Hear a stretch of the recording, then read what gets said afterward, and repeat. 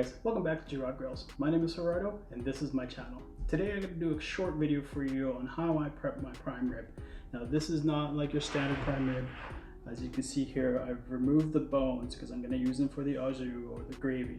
Then I'll show you how to tie it up, salt brine it, and then we'll get it on the barbecue.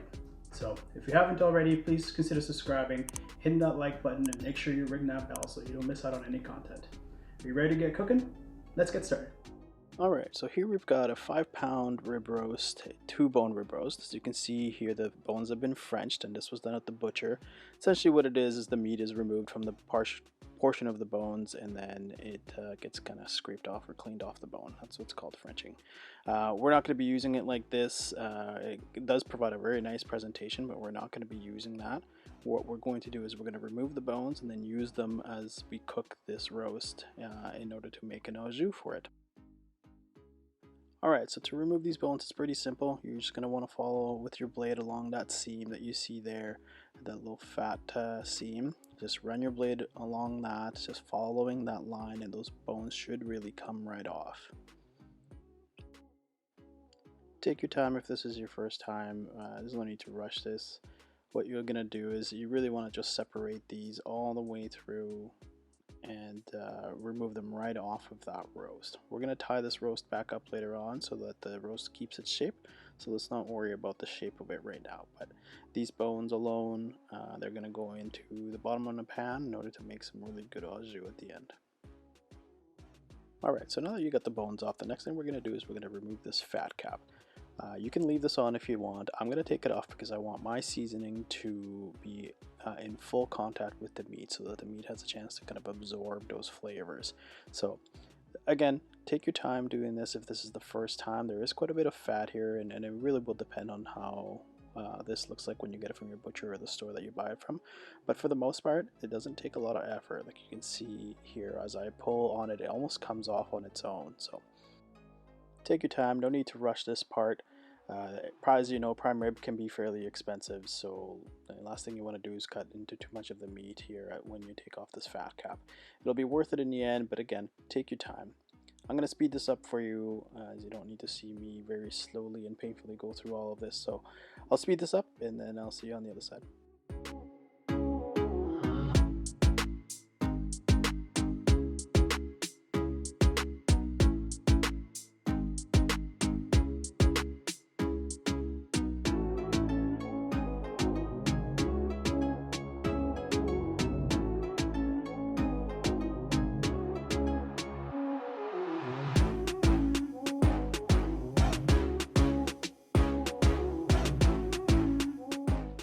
Alright, now that we've got this all trimmed up, the next thing we want to do is we want to do our salt so that we can dry brine this.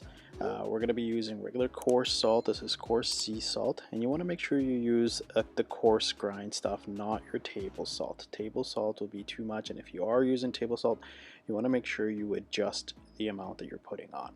So on here, what I'm doing is I'm going to, I think the actual measurement is supposed to be about a teaspoon per pound of meat that you've got. I've never really followed that. What I usually do is I season this a little heavier than I would if this was, let's say, a steak on my plate and it hadn't been seasoned before. So you're going to put a little bit of salt on, but in this case you're going to use a little bit more than what you normally would put on your plate, enough to cover it. You'll also notice that I'm dropping the salt from a little bit higher up. This ensures that the salt actually spreads across the meat and we don't have any weird clumps or any areas that are overly heavy with salt versus others. So if you can, it makes a little bit more of a mess, but you know, it makes it worth it in the end because you are getting more surface area and the salt gets to spread a little bit better. And once we've got the entire roast covered with salt to our liking, we're going to tie it up. And to tie it up, we're just using regular butcher's twine here. There's all sorts of different knots you can use to tie it. I attempt here to do some fancy butcher's knots, but honestly, just do your regular bunny ears and tie it up tight. The biggest thing is that you want to make sure that it's tied super tight so that the meat holds its shape. I'm going to be doing 3 different knots here, or 3 different ties, all about an inch and a bit apart. I'm going to be 1 on the end, 1 in the middle, and 1 on the other end. Just make sure that you're fully covered so that it doesn't lose its shape while it's on the grill.